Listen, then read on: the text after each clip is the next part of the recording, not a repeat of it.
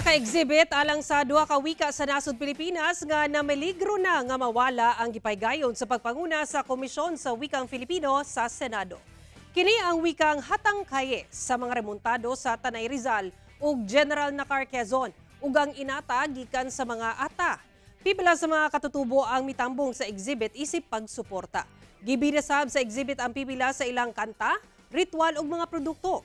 Matud kang Komisyon sa Wikang Filipino Commissioner Arthur Casanova nga tumong sa exhibit nga mapaduol sa katilingban ang mga lingwahe nga talagsalang madunggan. Gipadayag sab ni Senate President Pro Tempore Loren Legarda sa mga katutubo nga dili nini tugutan nga mahanaw na lang ang ilang abundang wika ug kultura. Gilasab ang pipila ka writer nga paday nagpadayag sa nagkadayang istoryang Filipino sa gabi ng Parangal 2024 o 2023 ng KWF. Lakip dinhi si UP Professor Dr. Jimwell Naval sa gawad ng dangal ng Panitikan 2024. Gipasidunggan sab ang makata ug premyadong manunulat nga si Frank Rivera.